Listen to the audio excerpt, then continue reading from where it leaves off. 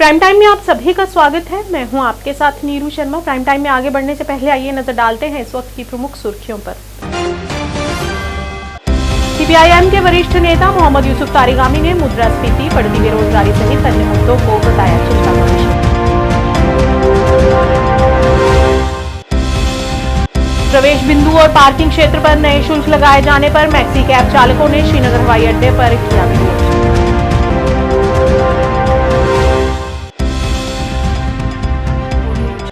अनंतनाग में 2 दिवसीय मतदाता सूची पुनरीक्षण कार्यशाला की गई आयोजित। आयुक्त डॉक्टर रश्मि सिंह मुख्य अतिथि के तौर पर।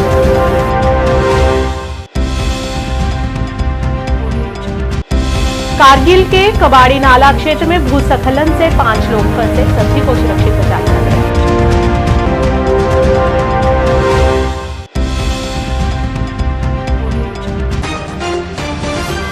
क्या आप परेशान हैं? आज ही संपर्क करें। 100% गारंटी के साथ पाए हर परेशानी का समाधान। प्रेम विवाह के लिए माता पिता को मनाना, प्रेमी प्रेमिका में झगड़ा, सौतन दुश्मन से छुटकारा, तलाक केस, नौकरी कारोबार में रुकावट, विदेश यात्रा या कर्ज मुक्ति, लॉटरी नंबर पाओ 649 हो या लोटो मैक्स, प्यार में धोखा खा चुके प्रेमी प्रेमिका, एक बार जरूर संपर्क करें। मैं आपका प्यार टूटने नहीं दूंगा। 98 769 98 583। और अब समाचार विस्तार से।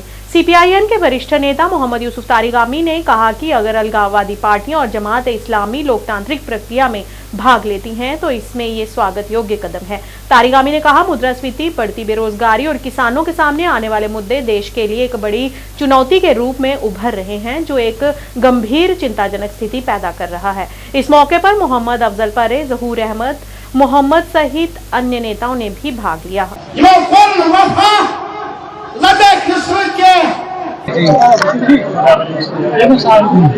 जहाँ तक आज के इस कन्वेंशन का ताल्लुक है, वर्कर्स कन्वेंशन जो मुनक्कद हुआ यहाँ लारू में, कुलगाम में, ये हमारा एक सिलसिलावार प्रोग्राम है।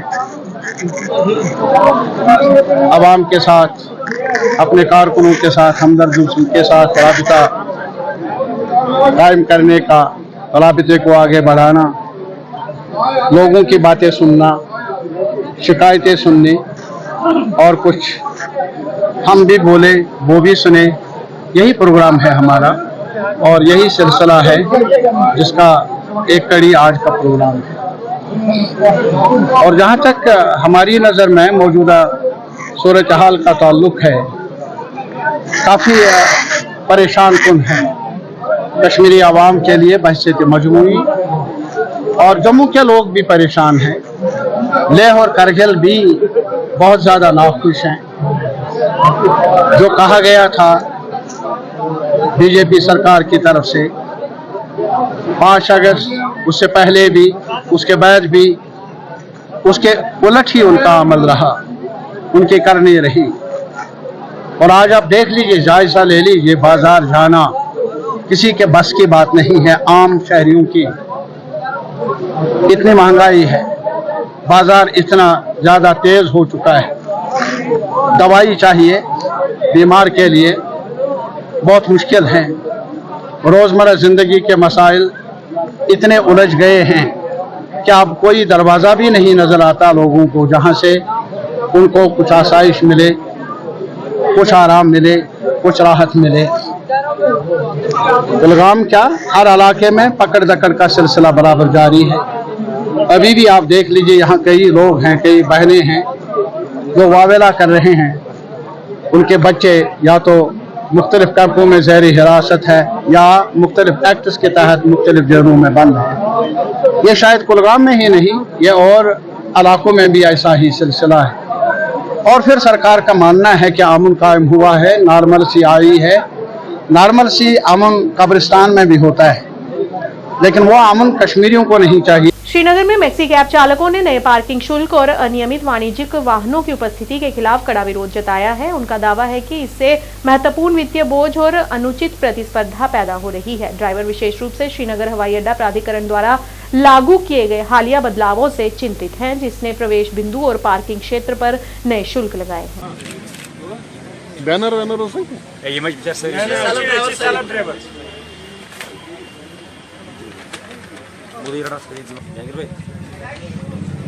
शैतानिर्रजीम बिस्मिल्लाहिर्रहमानिर्रहीम अस्सलाम वालेकुम वरहमतुल्लाहि वबरकातुहू। जी, मेरा नाम मुदस्सिर अहमद है और हम सब यहाँ पे एज ए कैब ड्राइवर यहाँ पे जमा हुए हैं। हमारी परेशानी का सबब जो आप सबको अब सबकी नॉलेज में आया होगा कि जो कल 1 अगस्त से हमारे श्रीनगर एयरपोर्ट पे जो एक नया टोल नाका इम्प्रूव किया गया, उस हिसाब से जब से हम कल से इतनी परेशानी में है कि जो भी ड्राइवर ऊपर जाता है वो परेशानी का सबब बन जाता है। हमें वहाँ पे जाने के लिए 0 से 30 मिनट तक 80 रुपीज़ वो चार्ज कर लेते हैं। उसके बाद अगर उसके अलावा हम कहीं पार्किंग में एंटर कर लेते हैं तो पार्किंग के चार्जेस अलग लिए जाते हैं। यानी कि 80 रुपीज़ तो हमें एक तो टोल नाका लेते हैं, वो दूसरा जो पार्किंग है उसके चार्जेस वो अलग कर लेते हैं। आप हमें खुदारा बता दीजिए कि हम कैब ड्राइवर्स का जो हमारे गवर्नमेंट ने हमें जो रेट्स मुनक्किद कर लिए हैं, जो एक हमारी सीडान गाड़ी का जो रेट है हमें जो एयरपोर्ट ड्रॉप का, वो है 800 रुपीज़। 800 रुपीज़ में आप खुद समझदार है, आप समझ लीजिए कि एक तो हमें फ्यूल का चार्जेस है, दूसरा गाड़ी का मेंटेनेंस है, तीसरा 80 रुपीज़ प्लस पार्किंग चार्जेस लेते हैं वो। आप हमें बता दीजिए ये कितना जुल्म है, हम कैब ड्राइवर्स के ऊपर कितना जुल्म हम सहेंगे।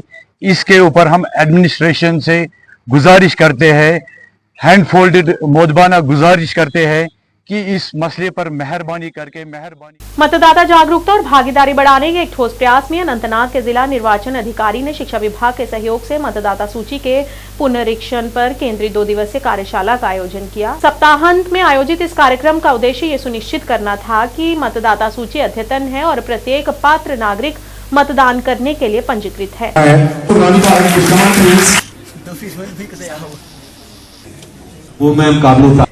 And let me tell you that they stole everybody's heart, can be seen translating into reality when we look at these figures of enrollment of. हालांकि जो पिछला इलेक्शन हुआ उसमें वोटिंग परसेंटेज में मुझे लगता है अभी भी हमें काम करने की जरूरत है। हमारे इतने जो एक्टिव डिप्टी कमिश्नर्स हैं पूरे डिस्ट्रिक्ट इलेक्शन टीम को जो लीड करते हैं, तो यहाँ पे मैंने अभी बधाई दी हामिद जी को कि वोटिंग परसेंटेज जो बढ़ा है उसके लिए जो पार्टिसिपेशन इन्होंने बढ़ाया है, तो उसके लिए पूरी टीम इनकी जो है वो बहुत उसका मुझे लगता है कि हार्ड वर्क जो है that has paid off, Election Commission का hard work that has paid off. और यही चीज जो है हर डिस्ट्रिक्ट में बिल्कुल एक तरह से कंपटीशन भी है, और कंपटीशन में है कि हमारा परसेंटेज जो है वो कैसे और ज्यादा बढ़े। लेकिन शुरुआत तो होती है एनरोलमेंट से, तो एनरोलमेंट में जो पार्टिसिपेशन है ये हमें सबको देखना है कि ये जो प्रोसेस चल रहा है कि कोई भी एडिशन है, डिलीशन है, मॉडिफिकेशन है, तो वो टाइमली होना चाहिए, उसका एक डेट होता है। जैसे वो इस बार जो अभी सेकंड जो सबडिविजन रिविजन प्रोसेस चल रहा है जिसके लिए मैं आई यहाँ पे एज ऑब्जर्वर, तो वो 19 तक ये चेंजेस के लिए एक टाइम दिया गया है, और इसको किसी को फिर जो है मौके को खोना नहीं चाहिए, सबको फायदा उठाना चाहिए इस मौके का। फ्यूचर तो देखो, फ्यूचर जो स्वीप की एक्टिविटीज हैं स्कूल्स में, कॉलेजेस में जाकर के सबको उसको अवेयर करना, यहाँ तक कि नुक्कड़ नाटक भी होते हैं, सबको डोर टू डोर कैंपेन होते हैं, तो इससे जो अवेयरनेस आ रही है, तो हम लोग को जो एक्सपेक्ट कर रहे हैं कि जो असेंबली में और भी ज्यादा परसेंटेज जो है वो। लद्दाख में आज सुबह कारगिल के कबाड़ी नाला क्षेत्र में भूस्खलन के कारण एक घर ढह गया, जिसके मलबे में 5 लोग फंस गए। ये घटना निर्माण के लिए भूमि की खुदाई के कारण सुबह 3:45 बजे के आसपास हुई, जिससे तत्काल और समन्वित बचाव प्रयास शुरू हो गया। भारतीय सेना, UTDRF और अलरेजा, जुइक लद्दाख और बासी के इमाम, IKMT के स्वयंसेवक तुरंत साइट पर जुट गए। फंसे हुए सभी 5 व्यक्तियों को सफलतापूर्वक बचा लिया गया और कारगिल के जिला अस्पताल पहुंचाया गया।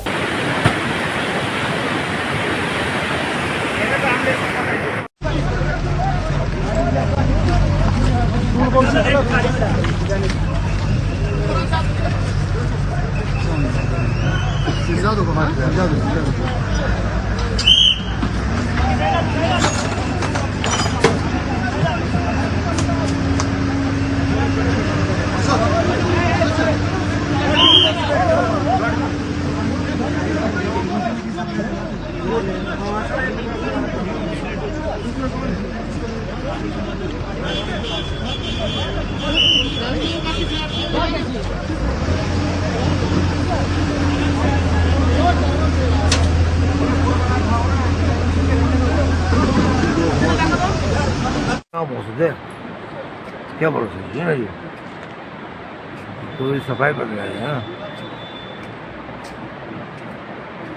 बोलना नहीं था अलमारी में सख्त समझ है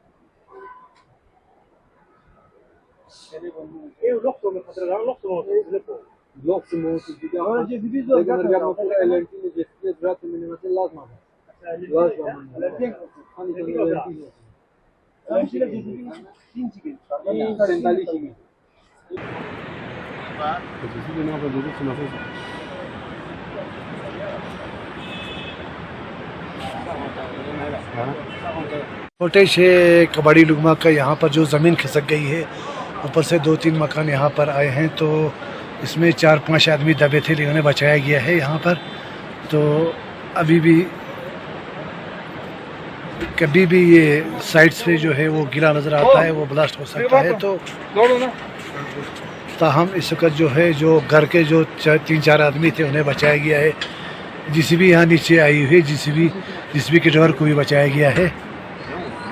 रहीम दिका दिरिंग मोतुक 3:30 बजे का दिका नंग खसी डिप्सियों से मची वॉलंटियर अलरिजे वॉलंटियर ना अलस्करी डिजास्टर मैनेजमेंट जमेतल अलमे विंगी वॉलंटियर सागयों से दिका दिन फिंग्स ध्यान एम्बो दिंग मंगमेक मना जंग मी शी जंग दिन दी रिपोर्ट चिमेत मंगमोय का फोक सेंजरे 7-8 नफर के फोक सेंजरे ना दिन ना चेज दिका ना कलेमेट दिका हॉस्पिटल ला दोना दिया जेसीबी ड्राइवर पर खाते चुक मो तो केबिन अनु दो अचेस वर्क्स बिका दे ngati आर्मी जवान नंबो पुलिस ngati जवान नंबो एमसीपी ngati जवान नंबो तो ना बिगर ऑर्गेनाइजेशन नि जवान नंबो ngati दिका रेस्क्यू बसे को एम्बुलेंस लकाले हॉस्पिटल ले चुसेत बाकी दिया माली नुकसान खिमदुक इंजर्ड को मना कमरिदुक दोना स्ट्रोक रत्न छाखानी दैनिक चांग रिपोर्ट जिदान सुपमेत। स्वच्छता और अपशिष्ट प्रबंधन प्रथाओं को बढ़ाने के लिए एक समर्पित प्रयास में श्रीनगर नगर निगम ने चल रहे स्वच्छता पखवाड़ा अभियान के हिस्से के रूप में आज एक स्वच्छता अभियान चलाया। ये पहल श्रीनगर शहर के सभी 74 चुनावी वार्डों के निवासियों को उचित अपशिष्ट पृथक्करण के महत्व के बारे में बताने के लिए डिजाइन की गई थी। एसएमसी अधिकारियों और स्वयंसेवकों ने अभियान के दौरान निवासियों के साथ सक्रिय रूप से बातचीत की, जिसका उद्देश्य अपशिष्ट पृथक्करण के लाभों के बारे में जागरूकता बढ़ाना रहा।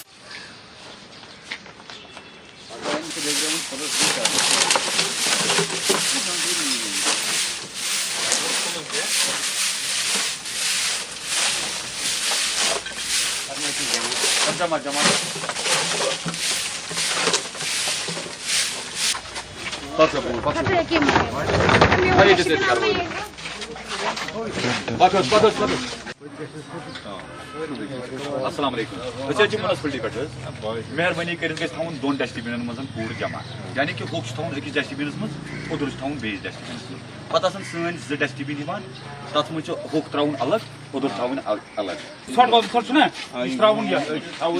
डस्टबिन लेके आएगा, एक में गीला डालना है और एक में सूखा डालना है। अस्सलाम वालेकुम एरियास गुजारिश करान कि तुम करो दौर तो दौर हर कंस तुम वनो सन डस्टबिन होक त्रावन अलग तो उदर त्रावन अलग यह सान खतर यह होक खतर ये मज त्रावन होक तो मेहरबानी कर मज त्रावन उदर ब्या ग्रीन सोन ये मज त्रावन उदर गुजारिश करान अगर तुम मस्जिद मज ऐलान तरो सन जज डब वातान होक अलग तो उदर अलग परवाह होक अलग तो उदर अलग शुक्रिया सुमोज सर्विस सैनिस महलस खतर सह असल खास तौर म्यूनसिपलिटी वनकस करान सर्विस सह असल खास तौर नो वार्ड अफसर तम सद खतर सह सैनिस इलाकस डेवलपमेंट खतर म्यूनसिपलिटी सफाई खतर कोशिश करान यह अम सज कोशिश सम डस्टबिन नए सर आए योर यह अम सज कोशिश ओत्र तान डस्टबिन तक कहें यन पे वार्ड अफसर सवाव डस्टबिन आए नाव स्वीपर लग पूर पे काम पे यह सारी अम सज मेहनत फल कमिश्नर की तरफ से तमाम घर वालों को इतला दी जाती है कि मेहरबानी करके वो सूखा गार्बेज अलग रखे और गीला गार्बेज अलग रखे। उसके बाद हमारा टेक्नीशियन वर्कर 2 डस्टबिन लेकर आएगा और सूखा गार्बेज एक डस्टबिन में डाले और गीला गार्बेज दूसरे डस्टबिन में डाले। तमाम लोगों से गुजारिश की जाती है कि मेहरबानी करके वो सूखा गार्बेज अलग रखे और गीला गार्बेज अलग रखे। तमाम DSP traffic Rajouri Poonch range Nawaz Ahmad के निर्देश पर डीटीआई पुंछ अजाज मिर्जा के नेतृत्व में ट्रैफिक पुलिस की एक टीम ने पुंछ में एक विशेष नाका लगाया और उल्लंघन करने वालों के खिलाफ सख्त कार्रवाई की। इस अभियान में विभिन्न मोटर वाहन अधिनियम के तहत कई वाहनों का चालान किया गया और उन्हें जब्त कर लिया गया।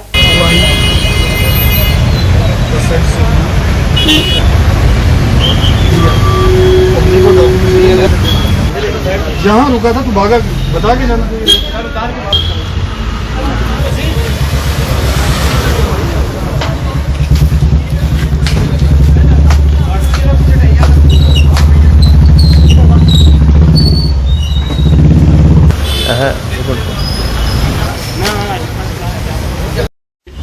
डिस्ट्रिक्ट पुंछ में अलग अलग से हमारे नाकाज होते हैं, जिसमें अलग अलग से हमारे जो एसओज हैं, एसओ मेंढर है, एसओ पुंछ मंडी में अलग अलग से नाके लगाए जा रहे हैं। इसमें जितनी भी गाड़ियां जो वायलेशन करती हैं, जिनमें उनके डॉक्यूमेंट्स आ जाते हैं, ओवरलोडिंग आती है या जो भी अदर ऑफेंस हैं, जो भी वायलेशन करते हैं, उनके खिलाफ जो भी अंडर लॉ जो भी कार्रवाई बनती है वो हम कर रहे हैं।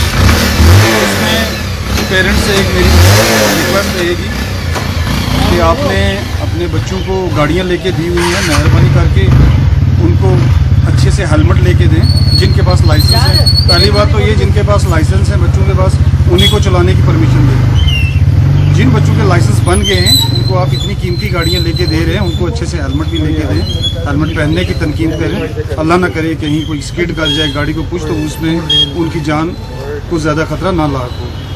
तो नंबर 2, जिन बच्चों के डॉक्यूमेंट्स अभी लाइसेंस नहीं बने, जो बच्चे माइनर हैं, मेहरबानी करके पेरेंट्स उनको गाड़ियां ना दें, क्योंकि उसमें 25,000 रुपया फ़ाइन है, पेरेंट्स को भी 3 साल की सज़ा है। तो ये जुवेनाइल्स ऑफेंस में जो आता है, ये मेहरबानी करके बच्चों को काउंसिल करें, इतनी बढ़िया गाड़ियाँ लेके ना दें। सामाजिक और राजनीतिक कार्यकर्ता मुदस्सिर अहमद ने शाहगुंड में आयोजित एक सार्वजनिक बैठक में एक बड़ी भीड़ को संबोधित किया। बैठक का उद्देश्य जनता को उनकी नीतियों के बारे में सूचित करना और शिक्षित करना रहा। अपने भाषण में अहमद ने क्षेत्र में पारंपरिक राजनीति की विफलताओं पर प्रकाश डाला। उन्होंने जोर देकर कहा कि हमने हमेशा शोषणकारी राजनीति को दफनाने का काम किया है, क्योंकि पिछले 25 वर्षों से इन राजनेताओं ने लोगों को धोखे के अलावा कुछ भी नहीं दिया है। उन्होंने युवाओं को जागृत करने के प्रति अपनी प्रतिबद्धता व्यक्त करते हुए कहा, हम युवाओं को जागृत करने का प्रयास कर रहे हैं। उन्होंने कहा कि वे उम्मीदवार के पक्ष में मतदान करने से पहले उसकी विश्वसनीयता की जांच अवश्य कर लें। ने देखा है कि हम तकरीबन 1 महीने से डोर टू डोर कैंपेनिंग कर रहे हैं। आज हमारा पहला प्रोग्राम शाहगुंड में था। अल्लाह ताला का शुक्र है कि यहाँ पर लोगों ने हमारी बात सुनी, बड़ी पेशेंसली उन्होंने हमारी बात सुनी। और हमारा नारा है कि यूथ को अवेयर करना, और जो पॉलिटिक्स यहाँ पे पिछले 30 या 40 सालों से करते आए लोग, उस पॉलिटिक्स को हम दफन करना चाहते, क्योंकि उसमें खाली इस्तेसाल हुआ। और अब जवान जाग गया है जवान को पता है कि मेरे लिए कौन सा रास्ता ठीक है, और हम जवानों को यही बात समझाने की कोशिश में लगे हुए कि आप खुद इलेक्टोरल पॉलिटिक्स में हिस्सा लो, जैसे उन्होंने पार्लियामेंट इलेक्शन में लिया। और इंशाल्लाह हम उम्मीद करते हैं कि आने वाले इलेक्शनों में रिजल्ट कुछ डिफरेंट ही होगा। जो यहाँ पे खानदानी राज पिछले कई सालों से चल रहा है वो अब चलने वाला नहीं है। मैं कह रहा हूँ खानदानी राज का मेरा मतलब ये है कि हमें कॉन्स्टिट्यूशन ऑफ इंडिया ने हर किसी को राइट दिया है, चाहे वो गरीब हो, चाहे वो अमीर हो, चाहे वो जवान हो, चाहे वो बुजुर्ग हो, पार्टिसिपेशन करने का। ये कोई जरूरी नहीं है कि जिसका बाप इलेक्शन में पार्टिसिपेट कर रहा था या वो मिनिस्टर था उसका बेटा ही आएगा। उसी चीज के खिलाफ है हम, ये किसी का भी राइट है, और हम लोगों को खुली दावत दे रहे हैं कि आप आइए और पार्टिसिपेशन कीजिए, और जिसमें सलाहियत है वो लोगों की नुमाइंदगी करे, और नुमाइंदगी करे नेक नीति और जानकारी के साथ, जिसके लोग मुस्तहिक हैं। आप सियासी इस साल देख लीजिए कि कई सालों से हमें दबाया जा चुका है, और हमारी जो आवाज़ है वो अच्छी तरह से आईवानों तक नहीं पहुंच रही है। जो हमारे बेसिक मुद्दे हैं, चाहे बिजली के हैं, चाहे हमारी सड़कें हैं, चाहे ड्रेनेज के हैं, चाहे पीने का साफ पानी हो, अभी ये 21वीं सेंचुरी चल रही है। और आप देख लीजिए यहाँ पर शाहगुन में अगर आप देखेंगे पीने का साफ पानी आपको एक गिलास भी नहीं मिलेगा। टंकियाँ तो बहुत सारी बनी हुई है, लेकिन फिल्ट्रेशन प्लांट की कमियाँ हैं, जो इलेक्ट्रिसिटी रहनी चाहिए उसकी कमियाँ हैं। तो यही चीज़ें बेसिक हैं। जब बेसिक फैसिलिटियों से एक आवाम दूर है तो वो क्या करेगी? उसको तो अपने हक के लिए आप खुद ही उठना है। जम्मू कश्मीर भाजपा महासचिव और पूर्व एमएलसी एडवोकेट विभोद गुप्ता ने आज भाजपा मुख्यालय त्रिकुटा नगर जम्मू में एक पत्रकार वार्ता आयोजित की, जिसमें उन्होंने विस्थापितों को उनके मालिकाना हक दिए जाने पर एलजी सिन्हा का धन्यवाद किया। 3 दिन पहले माननीय उपराज्यपाल मनोज सिन्हा जी ने एडमिनिस्ट्रेटिव अप्रूवल देकर उनको मालकाना, उनकी जमीनों का उनको मालकाना हक दिए हैं। 75 वर्षों से वो जिस स्टेट लैंड के ऊपर बैठे हुए थे, नेशनल कॉन्फ्रेंस, कांग्रेस और पीडीपी ने उनके जो राइट्स थे, प्रोप्राइटरी राइट्स थे, कभी नहीं दिए, उनके हकों को खाया। परंतु माननीय उपराज्यपाल मनोज सिन्हा जी ने 3 दिन पहले एक ऐतिहासिक और बड़ा फैसला सुनाते हुए बेस्ट पाक रिफ्यूजीज को उनको उनके प्रोप्राइटरी राइट्स दिए। मैं माननीय प्रधानमंत्री नरेंद्र भाई मोदी जी का भी धन्यवाद हम करना चाहेंगे। उसके साथ साथ माननीय गृह मंत्री अमित शाह जी का भी धन्यवाद करना चाहेंगे कि उनकी देख रेख के अंदर जम्मू कश्मीर के अंदर रहने वाले हर उस वर्ग और समाज के लोगों के साथ न्याय मिला, उनको जस्टिस मिला, उनके साथ इंसाफ हुआ। जो 75 वर्ष उनको उनके जो राइट्स नहीं मिले थे वो भारतीय जनता पार्टी ने दिए, माननीय प्रधानमंत्री नरेंद्र भाई मोदी जी। 5 अगस्त 2019 जम्मू कश्मीर के साथ साथ पूरे भारत के लिए अति विशेष दिन है। परसों 5 अगस्त है, 5 वर्ष पूरे होने वाले हैं। 5 वर्ष पूरे हो जाएंगे इस ऐतिहासिक फैसले को।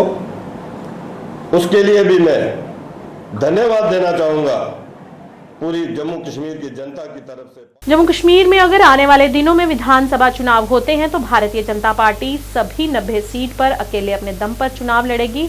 हर विधानसभा में पार्टी की तरफ से अपना उम्मीदवार उतारेगी। कटरा में हुई एक पत्रकार वार्ता में पत्रकारों से बात करते हुए भाजपा के मुख्य प्रवक्ता एडवोकेट सुनील सेठी ने कहा कि जम्मू और कश्मीर में विकास करवाने में कोई भी भेदभाव नहीं किया गया है। जम्मू संभाग में आईआईटी, एम्स और अन्य कई बड़े संसाधन खोले गए हैं जिनका लाभ लोगों को मिल रहा है। लोग उनका फायदा उठा रहे हैं। पिछले दिनों प्रदेश के लिए बजट जारी किया गया जिसमें कई बड़ी और नई घोषणाएं की गई जिसका लाभ लोगों को होगा। मौके पर जिला प्रभारी अरविंद गुप्ता और जिला प्रधान रोहित दुबे भी उपस्थित रहे। भारत को विकसित देशों की गिनती में आगे लाया जाएगा। आज 5वें स्थान पे हैं और आने वाले दिनों में हम तीसरे स्थान पे होंगे। ऐसी उम्मीद के साथ जो है ये बजट सामने आया है। इस बजट में काफी महत्वपूर्ण फैसले किए गए। जैसे इस बजट में प्रावधान रखा गया कि 4 करोड़ 10 लाख नौकरियां जो है यूथ के लिए निकाली जाएंगी आने वाले 5 साल में। और अगर आप उसका मोटे तौर पे भी अंदाजा लगाएं तो तकरीबन 20-30 लाख नौकरियां जो है वो जम्मू कश्मीर के यूथ को भी मिलेंगी। इसी तरह शहरी क्षेत्रों में मुफ्त जो घर बना के देने हैं, 1 करोड़ घर बनाने हैं जो गरीब लोगों को मिलेंगे शहरी क्षेत्रों में। महिलाओं के लिए अगर बात करें तो 1 लाख करोड़ जो है वो महिलाओं के लिए व्यवस्था उसकी की गई है। मुफ्त जो अन्न देने की योजना है जिससे 80 करोड़ का फायदा होता है उसको भी कंटिन्यू किया गया है।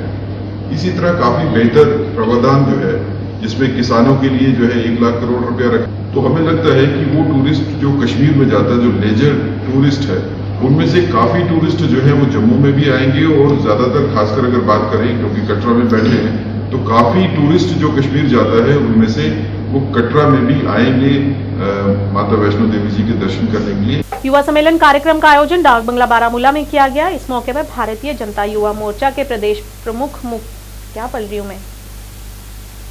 युवा सम्मेलन कार्यक्रम का आयोजन डाक बंगला बारामूला में किया गया। इस मौके पर भारतीय जनता युवा मोर्चा के प्रदेश मुख्य प्रवक्ता उमर खान, MM वार सह प्रभारी उत्तरी कश्मीर भारतीय जनता युवा मोर्चा मारूफ भट्ट, राज्य प्रचार सचिव समेत कई गणमान्य मौजूद रहे और वर्तमान समय में युवाओं के सामने आने वाले सभी मुद्दों पर चर्चा की।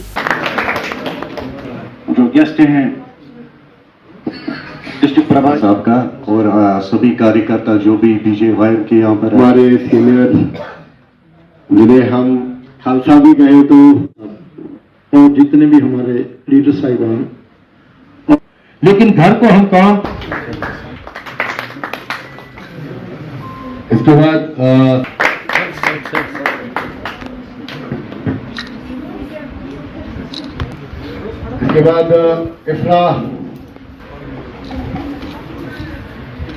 इसके बाद में बुलाना थोड़ा इसके बाद हमारे स्टेट प्रेसिडेंट श्री अरविंद प्रभात जी, उनके गाइडेंस लाइन पे हम आज जो है बारामूला में हमने यूथ कन्वेंशन किया, जो यूथ सम्मेलन के नाम से आज हमने रखा था, जिसमें हमारे चीफ गेस्ट हमारे वकार साहब थे, MM वार साहब थे, हमारे आमिर साहब थे, हमारे बहुत सारे यूथ जो डिस्ट्रिक्ट की टीम है, हमारे शफकत अब्दुल्ला साहब हमारे डिस्ट्रिक्ट प्रेसिडेंट है। जैसे कि आप जानते होंगे, मुझे as a state spokesperson Bharatiya Janata Yuva Morcha का रिसेंटली अनाउंस किया गया है, तो उसके हवाले से भी यहाँ पे हम चीफ गेस्ट भी थे और ऑर्गेनाइज़र भी थे। सारा अपने डिस्ट्रिक्ट में हो रहा है, तो इसलिए हमने ये जो इसका मेन मकसद था, हमारी बच्चियाँ भी आई थी, कुछ अचीवर्स थे जो हमारे साथ जुड़े हुए हैं, कुछ बच्चियाँ हैं, कुछ वर्कर्स हैं, तो इसका मेन मकसद यही है कि जो भारतीय जनता पार्टी ने आज तक किया और आगे क्या स्ट्रेटजी हमारी जो यूथ है उसके लिए, तो हमने आज वो उनके सामने रखी कि मोदी जी ने जो लास्ट बजट में हमारे यूथ के लिए स्कॉलरशिप हो, या यूथ के लिए 1 साल का वो जो बेरोज़गार हैं उनके लिए स्कीम हो, या जो मैरिज का जो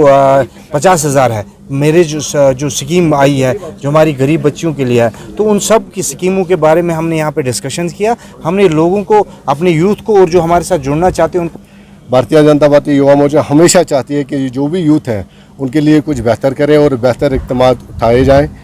रिसेंटली जो युवा मोर्चा ने यूथ सम्मेलन ऑर्गेनाइज किए थे, उनमें एक ही चीज़ पे पॉइंट ऑफ व्यू रखा गया था कि यूथ की जो भी समस्या है वो एक बार सुनी जाए, हम यूथ के बीच में जाएं और यूथ जितना भी है जो हमारे पास आ भी नहीं सकते हैं, एक सम्मेलन करके उनको एक इकट्ठा करके एक उनकी प्रॉब्लम्स जितनी हैं, जो अचीवर्स हैं, उनको फैसिलिटेट किया जाए, उनकी प्रॉब्लम्स को सुना जाए। और हमारा यही रेडी ऑन टॉयज़ हमेशा भारतीय जनता पार्टी युवा मोर्चा रहती है। जितने भी काम रुके पड़े हैं यूथ के, हम उनसे एक ही विनती करते हैं कि वो हमसे कांटेक्ट करें, हमसे जुड़े और इंशाल्लाह हम उनके साथ चलेंगे जहाँ पे भी उनकी ज़रूरत है। Thank you. हमारी पार्टी की तरफ से डायरेक्शन है पूरे J&K को कि हर एक डिस्ट्रिक्ट में युवा सम्मेलन आप करिए। तो आज हमने भी बारामूला पे रखा था, तो हमने भी आज युवा मोर्चा के जितने हमारे नौजवान डिस्ट्रिक्ट के उनको बुलाया है, तो आज हमने भी यहाँ प्रोग्राम किया है। ख़ास मैसेज यह है कि जो हमारे युवा हैं, जो हमारे यूथ हैं, ये हमारे बैकबोन हैं, तो पार्टी फर्स्ट प्रेफरेंस युवा पे देती है। तो जितना भी हमें पॉसिबल होगा हम युवा के लिए काम करेंगे, चाहे इसमें औरतें हैं युवा के, चाहे लड़के हैं, तो इनके लिए हम काम करेंगे, हम इनके साथ हैं। जहां एक तरफ देश के प्रधानमंत्री नरेंद्र मोदी किसानों को मजबूत और उनकी आर्थिक सहायता करने हेतु किसानों को किसान निधि के रूप में 6,000 रुपए सालाना आर्थिक मदद कर रहे हैं, तो वहीं दूसरी ओर रियासी के दूरदराज इलाका देवीगढ़ में PMGSY विभाग किसानों की जमीन बंजर करने पर लगा हुआ है। इस मौके पर JKC न्यूज के जिला ब्यूरो प्रमुख राहुल कुमार ने इन किसानों की समस्याओं को सुनने के लिए देवीगढ़ का दौरा किया।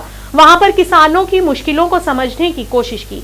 किसानों और आम लोगों ने JKC न्यूज के माध्यम से PMGSY विभाग और जिला प्रशासन रियासी से अपील की है कि जल्द से जल्द हमारी नहर को बनाया जाए, ताकि हम अपनी बंजर भूमि में फिर से खेती कर सकें और उसे उपजाऊ बना सकें। देवीगढ़ के लोगों ने ब्यूरो प्रमुख से बात करते हुए बताया कि PMGSY विभाग पिछले कई सालों से सड़क बना रहा है, लेकिन सड़क बनाते समय हमारी पानी की नहर पूरी तरह से क्षतिग्रस्त हो गई, जिससे हम पिछले 3 सालों से धान की खेती नहीं कर पा रहे हैं। हमारा पूरा जीवन खेती पर निर्भर है और लेकिन खेती नहीं कर पाने से हमारी काफी मुश्किलें जो है वो बढ़ चुकी हैं। किसानों ने जेकेसी न्यूज से क्या कहा, आइए देखते हैं इस विशेष रिपोर्ट में। नमस्कार, जेकेसी न्यूज देख रहे हैं आप। मैं हूँ राहुल कुमार।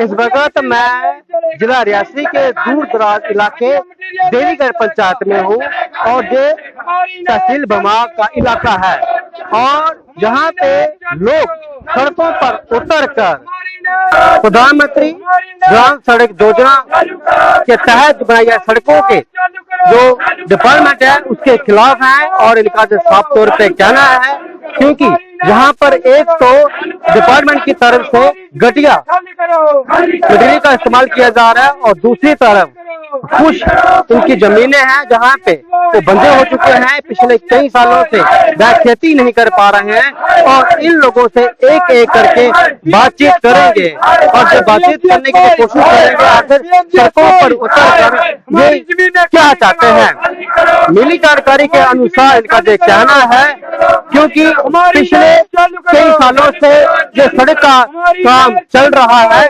और काम तो चल रहा है, लेकिन इनकी जो नहर है जिससे ये पहानी वहां पे सफाई किया करते थे, धान की खेती किया करते थे, लेकिन पिछले 3 सालों से ये लोग खेती नहीं कर पा रहे हैं। कहते हैं कि अगर जितने गांव की बात करें, जहां पहाड़ों की बात करें, तो अधिकतर लोग जो है खेती पर निर्भर होते हैं, लेकिन डिपार्टमेंट ने इनका जो पानी का सोर्सेज था उसे डैमेज किया और इससे लोगों को काफी परेशानी हो रही है। और वही दूसरा इनका साफ ये भी कहना है कि काम के चलते कि ये सड़क जो बनाई जाती है लोगों की सुख सुविधाएं के लिए बनाई जाती है और इससे ये भी ध्यान रखा जाता है कि इससे किसी को कोई परेशानी ना हो, किसी का नुकसान ना हो। एक एक करके लोगों से जानने की कोशिश करेंगे और बताएं, पूछेंगे इनकी आखिर आपकी समस्या है क्या। मेरे साथ उमेश जी है। उमेश जी, क्यों सड़कों पर उतरना पड़ा आपको?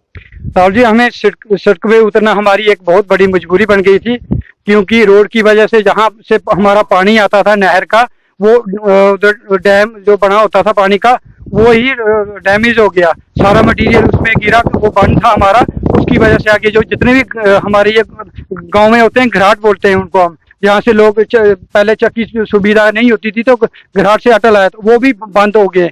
उसकी वजह से जो हमारी नहर थी उसके आगे कम से कम 1 करोड़ रुपया अब ये उधर इरिगेशन डिपार्टमेंट का लगा हुआ था, उसको टोटल डैमेज कर दिया। ये PMGSY जो रोड बन रहा था, रोड बनना हम भी चाहते हैं, रोड बनना अच्छी बात है, लेकिन रोड बनने का तात्पर्य ये नहीं है कि लोगों की जमीनों को दब के चला जाए। जैसे नहर को डैमेज कर दिया, हमारे उधर जो घराट थे उनको बंद कर दिया, जो पानी वाला सोर्स है जो जमीन में आने वाला, जो 400-500 हमारी जमीन थी जो धान की खेती होती थी, जो उपजाऊ जमीन को बंजर भूमि में परिवर्तन कर दिया। तो हमारी मजबूरी बन गई थी एडमिनिस्ट्रेशन के प्रति। कम से हम 2022 में एप्लीकेशन गांव वासियों ने दी थी, लेकिन उसका कोई भी एक्शन नहीं हुआ। तो हमें सिर्फ आश्वासन मिलता रहा कि लोगों का, ये हमारी लोगों का कहना है कि सरपंच हमें कहते रहे, पर हमारे जो प्रतिनिधि वो हमें कहते रहे कि आपका नहर का हमने काम रखवाया हुआ है, जल्द बन जाएगी, आपका जो जमीन का है आपको मुआवजा मिलेगा। हमें आज तक कुछ भी नहीं मिला है जमीन का। हम एडमिनिस्ट्रेशन के प्रति, गवर्नर जी LG महोदय के प्रति अपनी ये समस्या रखना चाहते हैं, कम से कम इन लोगों को 3 साल का जो सीजनल जो धान की खेती है इसका मुआवजा दिया जाए, क्योंकि ये लोग उसी अपनी जमीन पर भी निर्भर होते हैं। ज्यादातर हमारे पहाड़ी एरिया में आपको पता ही है कि लोगों का निर्भर जमीन पर ही होता है। आजकल तो थोड़े बहुत लोग काम कर रहे हैं बाहर, फिर भी अगर 400-500 जो मालकाना हक रखने वाली जमीन, बंदोबस्ती जमीन को डैमेज कर दिया जाए, ये ऐसा कौन सा एक ये प्रावधान जहाँ संविधान है कि रोड वालों ने इतना सब कुछ कर दिया। मैं किसी पे आरोप नहीं लगा रहा हूँ, मैं PMGSY वालों को कह रहा हूँ कि कम से कम 1 करोड़ रुपया जो इरिगेशन की नहर थी उस पर लगा हुआ था उसको डैमेज करके चले जाना। मैं इसको ये तानाशाही नहीं समझूंगा। आपने कहा कि जो आपके जहाँ पे बैरिकेड के जो क्रेट बनाए जा रहे हैं, डंगे लगाए जा रहे हैं रोड के प्रोटेक्शन के लिए, उसमें भी मटेरियल सही नहीं लग पा रहा है, क्या ये भी सच है? बिल्कुल ये सच है। आपने खुद देखा, एक पाँव से ऐसे करे तो रेता फुसला, ये देखो ये डंगे लगे हुए हैं, क्या इन पे ये डंगे लगे? खुद ये जितने भी, मैं ठेकेदारों को नहीं कहूँगा, मैं इस पे PMGSY को अड़े हाथों लूंगा, क्योंकि उन्हीं की वजह से ये जो रोड की प्रोटेक्शन हो रही है, जो साइड है, कल को अगर गाड़ी इसके ऊपर चढ़ गई, मुझे नहीं लगता कि इन डंकों पे ये इतनी ताकत होगी कि ये गाड़ी का बाहर सेंड कर पाएंगे। तो ये हमारे लिए बहुत बड़ी समस्या है कि यहाँ का घटिया मटेरियल यूज किया जा रहा है। वो मटेरियल जो रोड की वजह से नीचे ये लोगों का है, इसके लिए हम कम से कम 1 हफ्ते का टाइम देते हैं। अगर हमारी समस्या हल नहीं हुई तो ये लोगों का कहना है कि हम रोड ब्लॉक करके बैठ जाएंगे, यहाँ से आगे कोई भी जो रोड में काम लगने वाली मशीनरी है वो नहीं जाने देंगे, गाड़ी नहीं जाने देंगे जब तक हमारा मसला हल नहीं हुआ। उसके बाद अगर फिर भी 10-15 दिन तक हमारा मसला हल नहीं होता तो हम रियासी जाके, इन लोगों का कहना कि हम रियासी में आके एडमिनिस्ट्रेशन के डीसी महोदय के बाहर धरना प्रदर्शन करेंगे, भूख हड़ताल पे बैठ जाएंगे। ठीक है, बहुत शुक्रिया। क्या नाम है? जी सर, मेरा नाम है मदन मोहन सिंह। मदन जी, जिस तरह से बताया गया है हमें कि सड़क के चलते कहीं जो जमीनें हैं वो तबाह हो चुकी हैं, जैसे ये भी बताया गया है कि आपकी नहर थी वो भी तबाह हो चुकी है, अब आप खेती नहीं कर पा रहे हैं। कितनी बड़ी समस्या है आपके लिए, आपके पूरे गांव के लिए? जी सर, राहुल जी, मैं जो बात कहना चाहता हूँ, जो हमारे रमेश सिंह ने बात की है वो सच है। देखिए जी, हम जो गाँव के खेती बाड़ी करने वाले लोग हैं, हमारी जो जमीनें 3 साल हुए लगभग, हमारी जमीन की नहर जो डैमेज हुई है, हमारी बात कोई नहीं सुन रहा है। जो हमारे नुमाइंदा हैं गांव के, वो उन्होंने भी नहीं हमारी बात को आगे पहुंचाया है, ताकि हमें आज इस रोड में उतरना पड़ा, धरना करना पड़ा।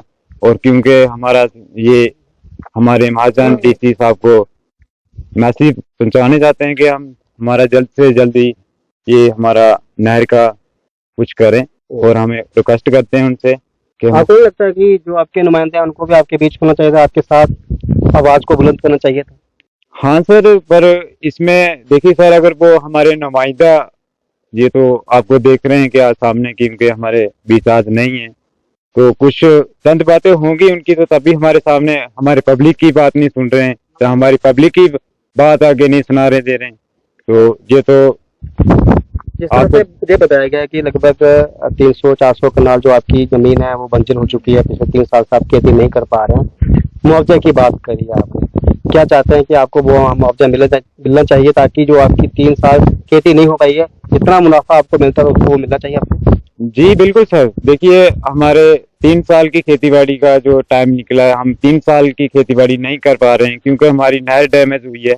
इसका हम गवर्नमेंट से ये रिक्वेस्ट करते हैं, हम क्योंकि जल्दी से जल्द हमारा ये मुआवजे का कुछ होना चाहिए और मुआवजा हमें मिलना चाहिए। 3 साल का, 3 साल की हमें खेतीबाड़ी नहीं की है। राकेश नाम है मेरा। राकेश जी, जैसे मैंने पहले भी आपसे बात करी है, कितनी बड़ी समस्या आपके लिए बन चुकी है? जैसे आपने कहा कि मुझे किलोमीटर जाना पड़ता है दूर पानी लेने के लिए, खुद के लिए भी और अपने मवेशियों के लिए भी, क्योंकि अक्सर ये कहते हैं, सरकार में बैठे लोग कहते हैं, राजनेता लोग कहते हैं कि हर गल पानी मिल रहा है, बिजली मिल रही है, हर समस्या कहीं है नहीं।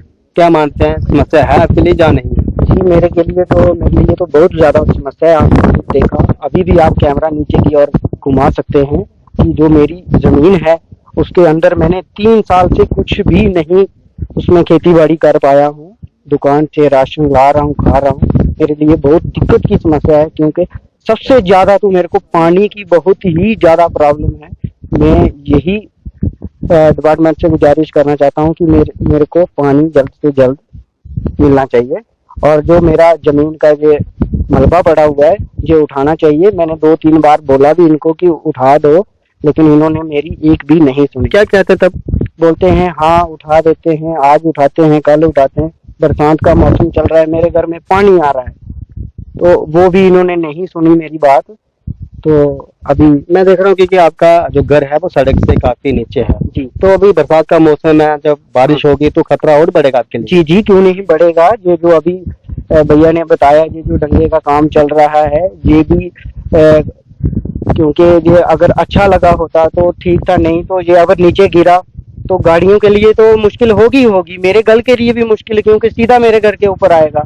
वो भी मेरे को है, इसको भी देखा जाए और मेरे जो जमीन है उसको भी देखा जाए। मेरी डिपार्टमेंट से यही गुजारिश है, देखें इधर आके क्या सच है क्या झूठ है, आए खुद देखें, पानी है नहीं नहर आ रही, नहीं कुछ भी है, खुद आके देखें। मेरे से यही। तो शुक्रिया। क्या नाम है अंकल जी? मेरा नाम दाता राम है। जिन्हें तुम्हें सुनाया ने लोग की परेशानी है? हाँ देखो भाई, परेशानी है पहले जी, आज की परेशानी तो यही है, हमारा ये मसला है 3 साल का हमारा जो धान की जमीन थी, उसमें पानी जोर की वजह से बंद हुआ। उसमें मटेरियल पूरा डाल दिया वहाँ नाले में, उधर पानी जो सब डैमेज हो गया है। और 3 साल का हमारा अनाज वगैरह वो हम पूजत करते हैं ना, वहाँ की जो लोगों को नहीं मिल रही है। और कुछ हमारे गांव के जो नुमाइंदे थे, जो जिनके पास पावरें थी हमारी बात पहुंचाने की बड़े बड़े लोगों के लिए, वो भी अपने मौज ऐश में बैठे हुए हैं। और उन्होंने अपनी अच्छी जमीन को भी अच्छा प्रबंध करके डाला। एक एक आदमी को बिना मरबल के उसको नहरें निकालनी है, उधर कम से कम गवर्नमेंट ने दिया होगा कुछ फायदा। मगर जो हम लोग मर रहे हैं ना, उस जमीन से जरूरी एक दिन की रोटी रोजी तो मिलती थी। हर आदमी कम से कम देवीगढ़ के लोग थे ना, जो हर आदमी की जमीन है सब डैमेज हो चुकी है। और उन लोगों को कोई धान वाला प्राप्ति नहीं वो पैदा हो रही, उसमें नाज नहीं हो रहा। तो इसलिए हम दुकानों से मूल्य लेते हैं, 4-5 किलो मिलता है। एक दिन होता है वो भी 5 किलो, कितने दिन होता है, 5-6 आदमी साथ में होता है, दूसरे दिन तो भूखा ही रहेगा। तो इसलिए कि हमारी जमीन से वो मलबा हटाया जाए और जमीन जल्दी से जल्दी हम आबाद करें, उसमें कुछ हमें प्राप्त होगा। ठीक है अंकल जी, जिस तरह से बताया गया है कि हमें कि खेती नहीं कर पा रहे हैं, अब आप दुकानों से पैसों से राशन खरीद रहे हैं। बिल्कुल। और क्या मानते हैं कि अगर वो आपकी खेती वहाँ पे आप कर पाते, खेती कर पाते, पानी होता तो आज आपको पैसे लेके। देखिए इन्हें रोड इतना गंद पड़ा ना, मैं बोल रहा हूँ, मेरा नाम मनसा राम है, इन्होंने किसी की सुनते नहीं है। ये पता नहीं, मैं बोलता हूँ कि ठेकेदारों की वजह है कि जहाँ किसी गंदे का डिपार्टमेंट की वजह है कि जहाँ अगर पंचायत उनको वो वजह है। ये पूछते नहीं किसी को, हमको मुझे पता है ना ये क्या कर रहे हैं गाले के, किसी की अभी सोचते नहीं। अगर ये जो बोल रहे हैं हमारे भाई साहब जी, ये सच बोल रहे हैं। हमारा जो जमीन है, अगर जे इनको पता कम होगा कितनी जमीन होगी, 1000 कनाल से ऊपर होगी, वो नीचे तक जाती है। इस वजह से अगर पानी नहीं आता, ये लड़का बोल रहा है पानी इस मतलब रोड की वजह से कोई पानी नहीं है, ना ही पूछता किसी को। हमको इतनी देखो तो मैं कसम था, तो मेरा मनसा राम ना, मैं हिंदू क्या मुसलमान की कोई बात नहीं कर रहा हूँ, लेकिन अंजी से पानी लाते हैं हम लोग। तो जी आपने लोगों की समस्या सुनी। अब मैं कुछ दृश्य आपको दिखाने की कोशिश करूंगा।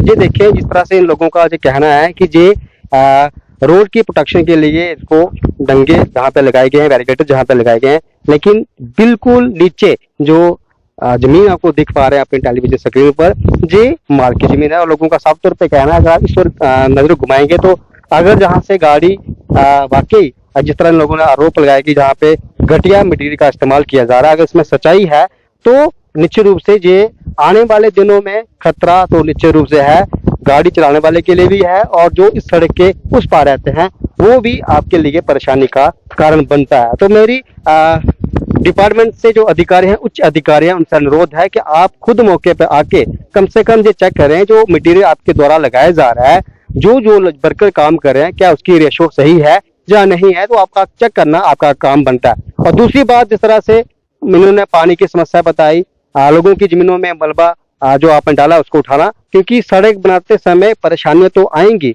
ये तो मानते हैं, लेकिन उनको समय रहते हल करना भी आपका ही काम है। ये लोग नहीं कर पाएंगे, ये लोग सक्षम नहीं है। दूसरा, मैं डिप्टी कमिश्नर रियासी विशेषपाल महाजन से भी अनुरोध करता हूं कि कम से कम एक विजिट एक दौरा जहां पे करें, और इन लोगों की बातों पे यकीन ना करें। आप हो सकता है जो लोग झूठ बोल रहे हो, आपको लग सकता है, लेकिन कम से कम आप एक विजिट करें जहां पे आंखों खुद जहां पे देखें, चेक करें, और आपको पता चलेगा जो लोग बोल रहे हैं उसमें कितनी सच्चाई है, कितनी झूठ है। अगर आपको लगे कि ये सच बोल रहे हैं तो कम से कम इन लोगों का समय रहते निवारण किया जा सके, ताकि ये लोग अपनी खेती बाड़ी कर सके। जिस तरह से इनका गुजारा बसर होता है वो अक्सर चलता रहना चाहिए। तो फिलहाल हम जहाँ पहुंचे थे, हम लोगों की समस्या रही है, लेकिन हमारा काम है जो हम करते रहेंगे, क्योंकि हमारा काम है एक पुल का इन लोगों की समस्या प्रशासन तक रखना और डिपार्टमेंट के तक रखना। हमने अपनी बात रख ली, अब काम प्रशासन और विभाग का है, वो देखेंगे कि इन लोगों का मसला हल कैसे हो सकता है। फिलहाल इस कवरेज में इतना ही। बाकी तमाम छोटी बड़ी खबरों के लिए आप बने रहे जेकेसी न्यूज के साथ, सैम के साथ, देवीगढ़ से जेकेसी न्यूज के लिए राहुल कुमार। प्राइम टाइम के आज के इस अंक में इतना ही। नया अंक लेकर फिर हाजिर होंगे, तब तक के लिए दीजिए इजाजत। नमस्कार।